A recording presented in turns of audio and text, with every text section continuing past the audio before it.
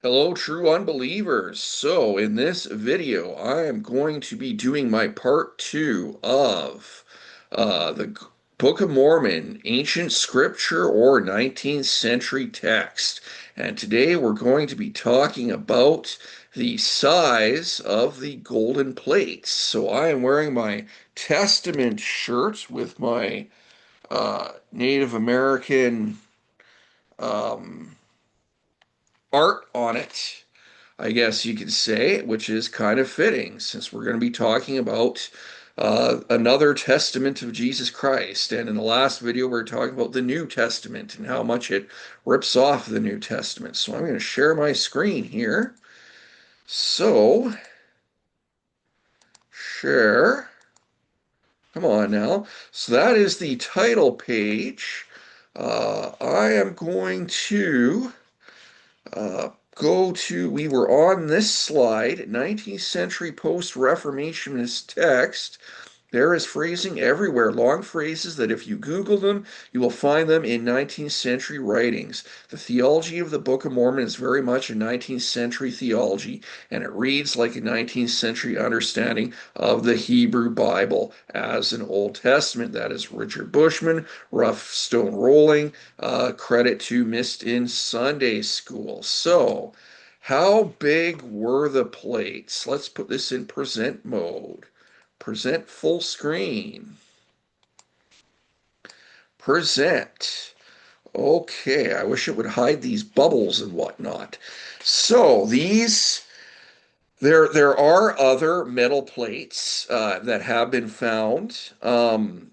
These are from Scriptural Central, which is a church affiliated, LDS church affiliated website that's trying to bolster the idea of the Book of Mormon. So you have the Darius gold plates. I just got to rub my screen here so I can read because the sun's in my eyes. You know what? I got to close my curtains. I'll be right back. Okay, that's better. The sun's in my eyes. So 511 BCE, dedicatory rituals, 13 by 13 inches. That's how big they are. Okay, one word per square inch is the size of the characters. And you can look these up. I encourage you to look these up and heavily research them. The Etruscan Gold Book from 600 to 500 BCE, Afterlife Rituals, 2 by 2 inches, 6 gold leaves, and there you have 2 rings on it. So these are actual ancient writings found. Pygree gold tablets, 500 BCE, dedicatory rituals, 7.5 by 3.5 inches, 3.5 words per square inch, and they're made of various metals. But there's more. Hebraic silver scrolls, 600 BC. That would be Nephi's timeline. Ritual prayer amulet, 1 by 4 inches, 5 words per square inch. Mayan gold discs. They don't have an actual picture because they were destroyed. They were used in to be destroyed in a ritual votive offerings, 700 to 1000 current era, so after Christ or AD, 4 inches to 11 inches in diameter. I think these are the only ones that are actually from the Americas. I think the rest are all old world examples, if I'm not mistaken, but it's been a while since I've looked them up. So you'll have to correct me in the comments. So 4 to 11 inches in diameter, and they have pictorial scenes. And then you have a copper scroll, 50 to 100 AD, treasure accounts, 94.5 inches by 11.8 inches, 1.3 words per square inch. This would probably be the closest one to what the golden plates would were purported to look like. Okay, so if the plates were made out of pure gold, this has already been established, they'd be like 200 pounds. Okay, But we're going to bolster this. This slide I ripped off of Dr. John Lundwall in his Mormonish podcast on the subject. I encourage you to go look up. He can probably explain this stuff a lot better than I can, but you're in for 10 hours of it. I encourage you to watch it. Tumbaga is a metal alloy made from gold and copper. It is very lightweight. So we're going to say, let's say the golden plates weren't really gold, they were made out of Tumbaga for the sake of argument, okay? It originates in South America. Full smelting ore was established by the Mochi in Peru, 200 BCE to 600 CE. So that's not quite the Book of Mormon. There's 400 years before that because Nephi's ship came in 600 BC. And then the book ends around 420 AD, supposedly. So they supposedly could smelt ore from 200 BC to 600 current era. Tumbaga is generally produced by combining gold and copper, though sometimes silver and other metals were used for religious objects and royal ornaments. Metallurgy occurs in Mesoamerica around 800 current era. Again, Mesoamerica is the most sophisticated of First Nations cultures. So, because the Nephite civilization was probably comparable to Rome, that's where BYU apologists want to place the Book of Mormon, is in Mesoamerica.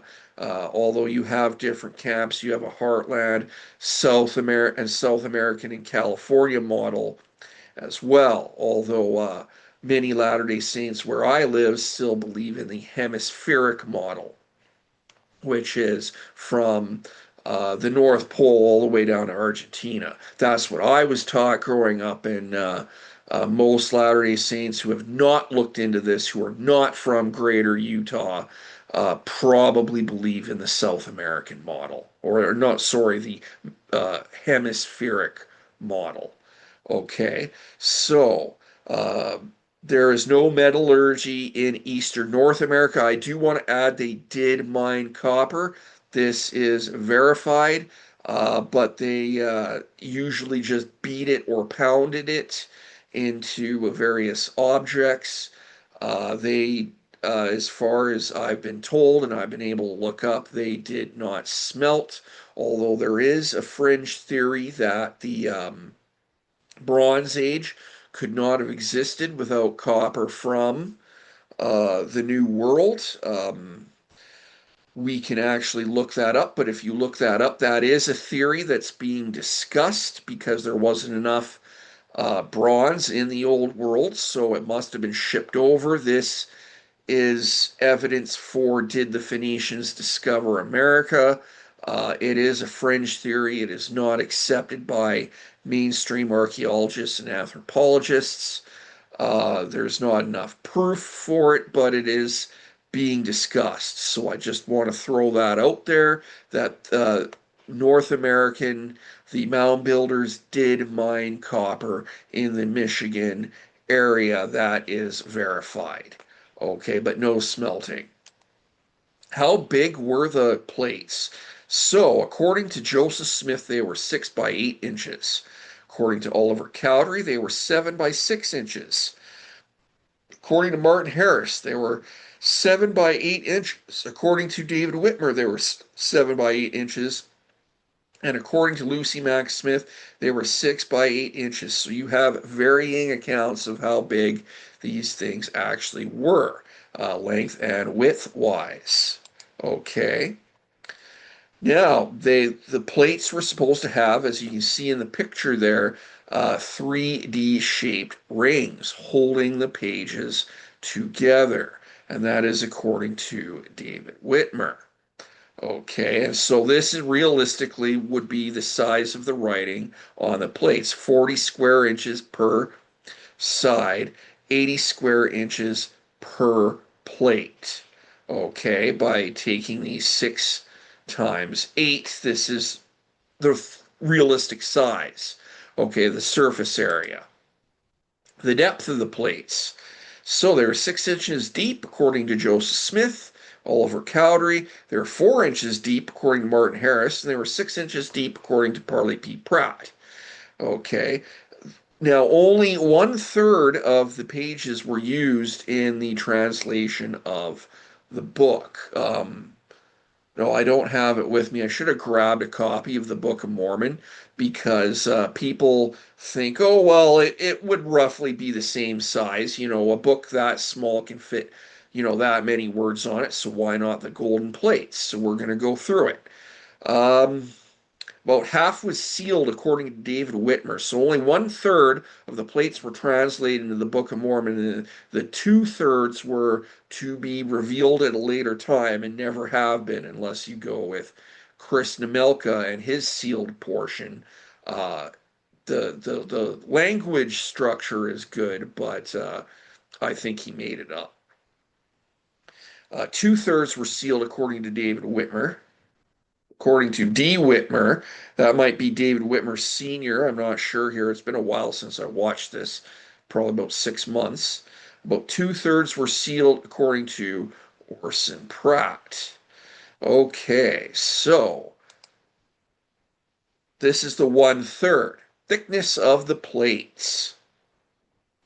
Thickness of tin, according to Oliver Cowdery. Thickness of plates of thick tin, according to Martin Harris. Thick as a pane of glass, according to Orson Pratt, and thickness of tin plates, David Whitmer, about 1/8 of an inch thick, do we figure? So 5 millimeters equals 10 plates, 3 millimeters equals 16 plates. I think that's what Dr. John Lundwall is going to go with in his further calculations to bolster the claims as much as he can to steelman the argument. 2 millimeters, 25 plates, and 1 millimeter would be around 50 plates. You have the problem of when you stamp something in metal, it's going to poke out the other side. So how thin or thick does it need to be before it starts poking out the other side is the question here. When you're getting into 2 millimeters and 1 millimeter, you can't write on both sides. So you have to factor that into as far as the number of words and if they can realistically fit on the golden plates and the description that's been given to us of them. So that's important. Word count. So 16 plates would have, with 80 square inches, would be 1,280 square inches.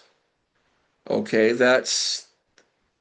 okay, so 270,000 words are on the is in the text of the Book of Mormon. Okay, so 30 plus or minus the lost 116 pages. So Martin Harris said 116 pages were lost. And then Joseph Smith had to get the beginning of the book, 1st, 2nd Nephi, Jacob, Jerem, Omni, and the Words of Mormon, and all that from the small plates. So 335,000 words of text on the plates, 262 words per square inch, 10,469 words per side of each plate, half that if you're going to go double-sided. So 5,000 words.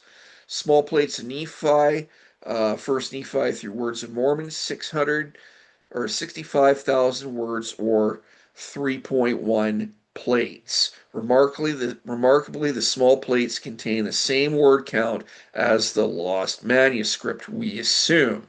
So, and this is going with the 6x8 version. That's a lot of words to be fitting on a 40 square inch by 80 square inch. How small would these characters have to be? Would they even be readable? Okay, so 25 plates by 80 square inches equals 2,000 words per square inch. So there's 335,000 words of text on the plates. That means you would have 167.5 words per square inch on each plate. So 67,000 words per each side of the plate. First, so this one here, I think, is addressing the small plates in Nephi. First Nephi's chapter 1 through 8 on one side of the first plate. So this is already getting into the realm of completely unrealistic here. A very technical manuscript. What writing system in history can encode 262, 167.5, approximately 84 words per square inch? If you have 5.7 characters per square inch, each character must represent 46 words, about 29.4 by 14.8 words. What writing system in history can encode so many words per character? Okay, so the characters themselves would have to represent a ridiculous amount of words in order to fit all those characters on the description that was given to us. Or you would need a mountain of plates from the angel in order to fit all those words, hence the stack of plates here in this picture. Textual density of ether, chapter 1, 2 to 5. Okay, and I take mine account from the 24 plates, so there's 24, which were found by the people of Limhi, which is called the Book of Ether. And as I suppose that the first part of this record, which speaks concerning the creation of the world, and also Adam, and an account of that time even to the great tower, and whatsoever things transpired among the children of men until that time is had among the Jews. So we have the words of Adam, the Tower of Babel, and whatsoever things transpired among the children of men until that time is on the plates of ether. Therefore, I do not write those things which transpired from the days of Adam till that time, but they are had upon the plates of ether. And whoso findeth them, the same will have power that he may get the full account. But behold, I give not the full account, but a part of the account I give from the tower down until they were destroyed. So, 24 plates, and it has the history from Adam all the way to the Tower of Babel. Okay, that's probably a lot of history. 24 gold plates, history from the creation of Adam and the patriarchs to the Tower of Babel, history of the Jaredites to the time of the Nephites, and to the end of the world, according to Ether 3, 25 to 27, verses and 4, 1, 4 through 5. Okay, so history spans several thousand years and includes histories, epistles, inventories, prophecies, sermons, teachings, wars, etc. Moroni writes a minute portion, a hundredth part, according to Ether 5, Ether 15, verse 33, which is about 17,000 words, or 1.7 or 1.7 million words. 17K. I'm a little confused by that, but 1.7 million words. Okay. That's a lot of words. So, conclusion. Israel had not yet developed the literary capabilities to create the brass plates when Nephi's family escaped Jerusalem. Indigenous cultures were concerned with human sacrifice for rain dances in order to grow corn versus Christian debate over infant baptism. The Nephites and Lamanites would have left a lot more writing as well as murals in their holy places testifying of their existence. So, yeah, in Mesoamerican temples, religious places, we're not finding depictions of the Book of Mormon story anywhere. Plus, there is no way that the golden plates could have contained the entire text of the Book of Mormon. The plates themselves were just too small to contain all the words via everything we went over. Um, the book is literary dependent on the Bible. That was in the last video, part one of this. The book's own worldview is anachronistic and culturally divorced from both when and where it claims to have taken place. So there's no way all those words could have fit on the golden plates as per the dimensions that were given. And if we go back to here, incorporating these real world examples, it's just not possible. You would need a mountain of plates, which Oliver Cowdery said there was a mountain of plates in the Hill Cumorah, and Brigham Young repeated him. And that hill's been excavated, nothing's ever been found because the plates exist in the spiritual realm. And Joseph Smith saw characters in the worldview that seers like John Dee did, where you looked at a character and the character was a magic symbol or viewed as a magic symbol, and by translating it you basically scried it. That was his worldview with Egyptian and Hebrew characters. Okay, they weren't actual languages, they were magic symbols, and there's more evidence of that in the Egyptian English and grammar dictionary that he created. There's more evidence for that. So that is the last half of that presentation. I'm Chad Lang. Uh, Peace out.